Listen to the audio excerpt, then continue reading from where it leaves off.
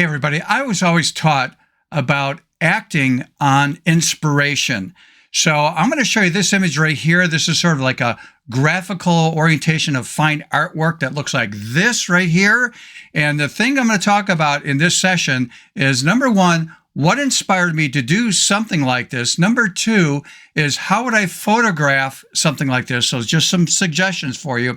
Number three, I'm actually going to build the project from scratch. And then the very last thing I'm going to cover is some optional ideas that you can do and apply, especially when it comes to landscape photography, overshooting, let's say, an object. Are we ready for this? This is going to be a good one. Let's do it.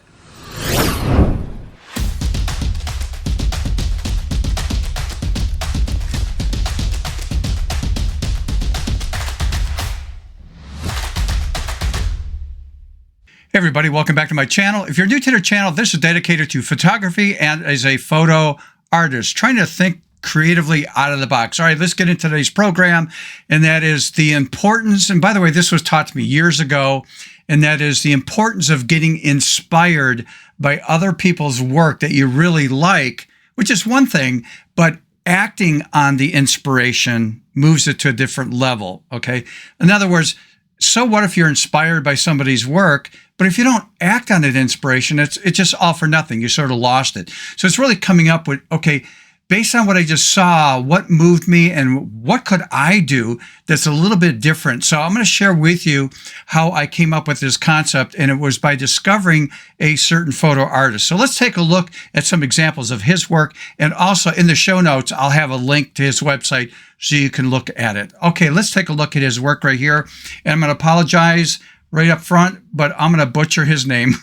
Okay, but look at the work right here. Now, this doesn't matter because I got inspired, so we can do anything. Like I can do it with models or people, but I can also do this with objects. I can do this with landscape photography. So hang on to the end because I'm going to cover those different areas for you. But let's take a look at the artwork right here.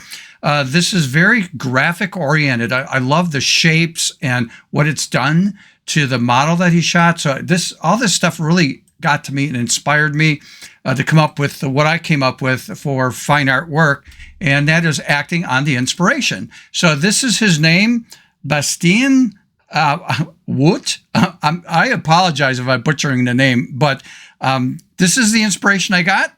And let's talk about how I got acted on that. Are we ready? Let's do it.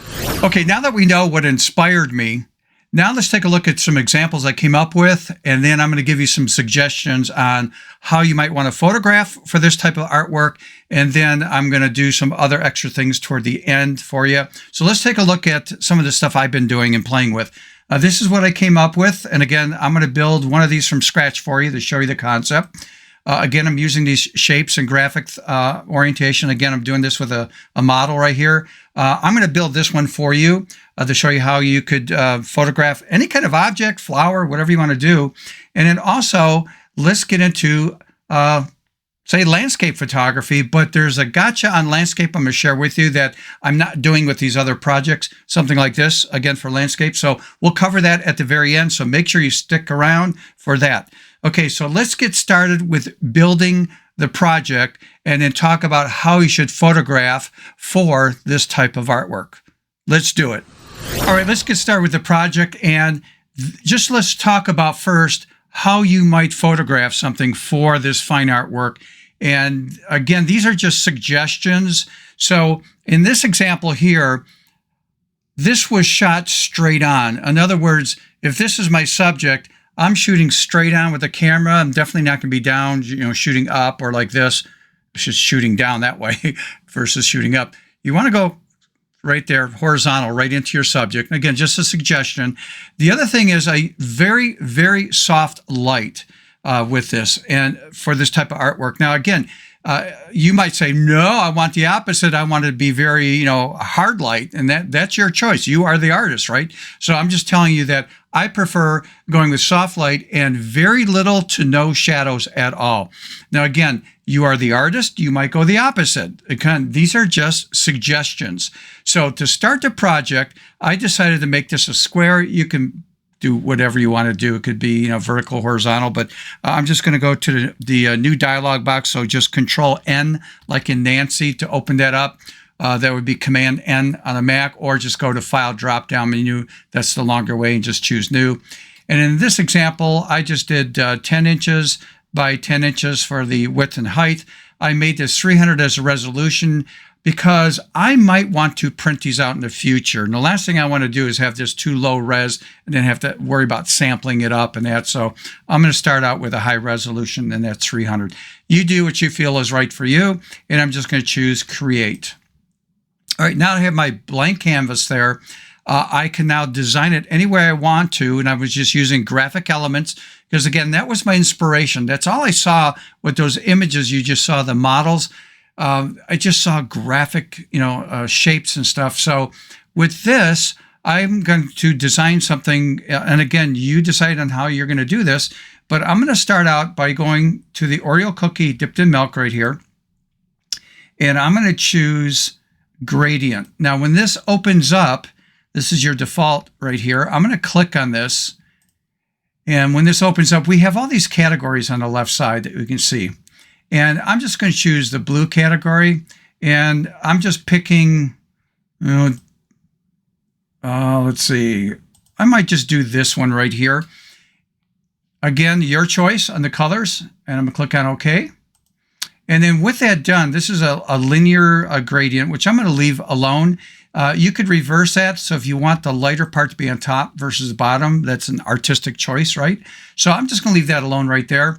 And now that I have that done, I'm just going to click on OK to accept that. Now, I want to drop in some shapes here. So I'm going to come to my toolbar, and you'll see over here, we've got different shapes available to us. I'm going to start with the rectangle. Now, you could do polygonal, triangle. Use your imagination on the shapes you want to use. I had just chose a rectangle tool.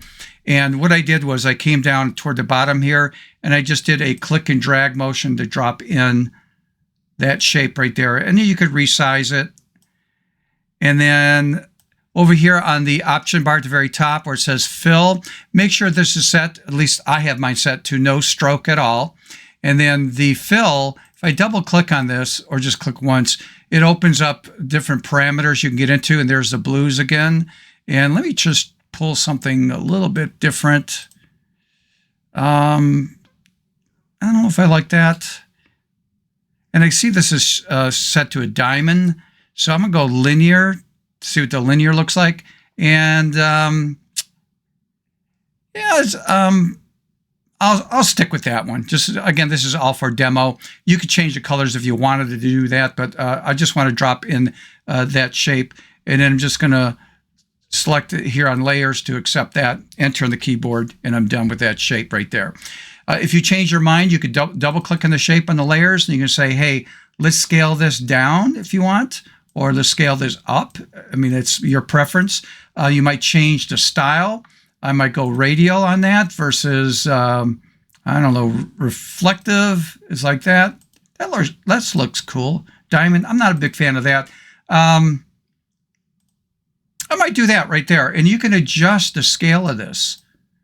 See, this is like, it's like a flat color, but I'm going to drop that down to maybe something like that.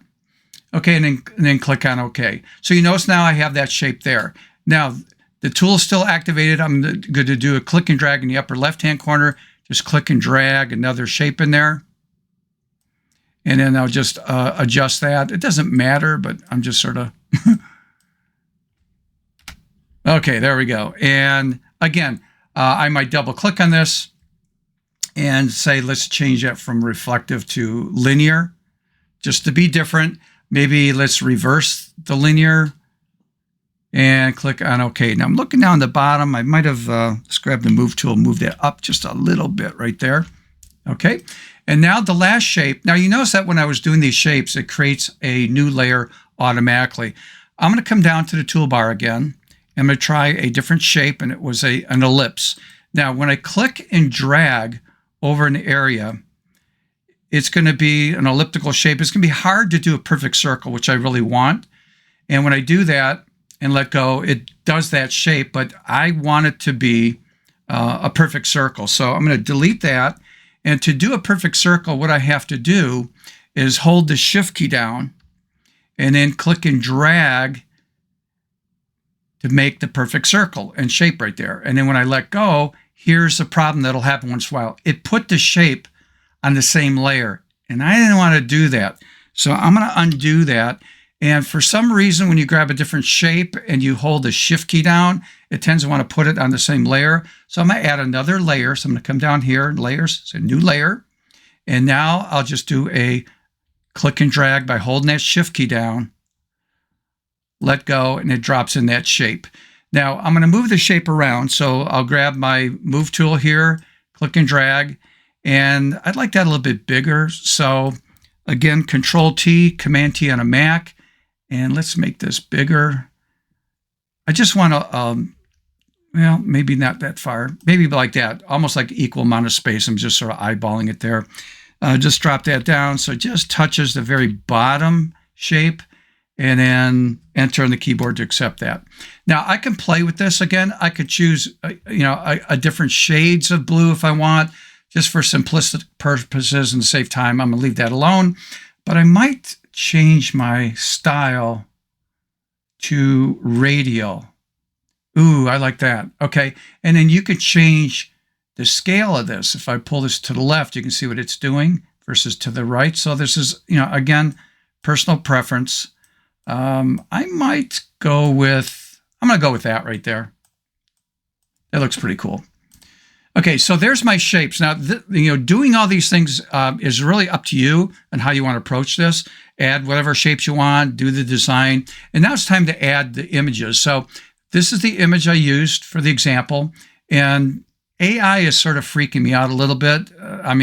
Just think about this. Just a handful of years ago, we couldn't do something like this. I'm going to go to my contextual tab bar, which is up here. I've talked about this in the past. If yours is not open, go to Window drop-down menu. It's toward the very bottom. You'll see contextual taskbar. And I just have my anchored up here so it doesn't move by, again, going to the double or triple dots over here. And I just choose pin bar position, so it stays there. So you can move it by clicking here, dragging it around, moving it where you want, and then having it pinned by having that activated. Okay, so now I'm just going to choose remove background, and let's see how this works. Now, will this work for all situations? No, it's got to be, proper image where you have good contrast for the shape of your subject. But, you couldn't do that. Just a few years ago. So this is just amazing technology using AI to do this. Now I'm going to take this layer right here and just click and drag to move this in to my design, my fine artwork. Now this is up to you because you are the artist. I might resize this and maybe drop it down here and make it a little bit bigger so the flower's bigger in that shape, or just push it down even further. Again, this is artistic decisions you want to make yourself, but I'm going to do something different. I'm going to do Control T, Command T on a Mac, and I'm going to resize this. And what I want to do is I'm going to drop it down right there, enter on my keyboard to accept that. But I don't like this like floating like that. You might. I'm not saying any of this is not right or wrong, but I just want to make sure that I take my image and I'm going to take this and just click and drag it below. Actually, not below, above that. Let's see what I wanted to do. Oh, I know it. I'm sorry. I want to take this and I want to position this right there over the top of this, actually over the top like that. That's what I want to do.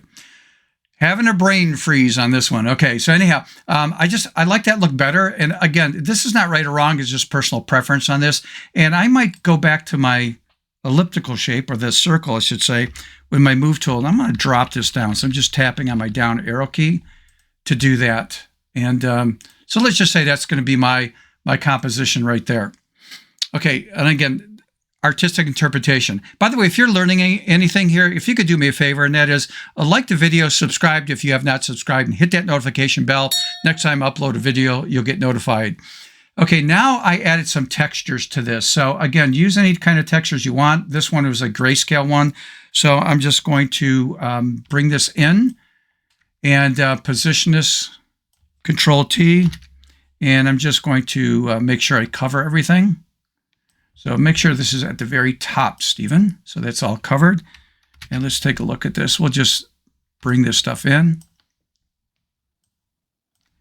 And then again, just enter on the keyboard. And then I'm going to come down here to, usually I did multiply on that one versus overlay, soft light. I'm going to go with overlay right there. And I'm going to come back to this a little bit later with overlay. But let's talk about the image right now. And that is, and this is, again, your artistic interpretation of what you're trying to do. I'm going to add, by going to the Oreo cookie dipped in milk, I'm going to drop in an adjustment layer, hues and saturation. And some of you know this, some don't if you're new to the channel here. If I change, let's say, the colors here by moving this left to right, it's changing everything that is from here down. And I don't want to do that. What I want to do is only affect the image here. So what I have to do is create what's called a clipping mask. To do that, you could go to Properties over here and click on this icon.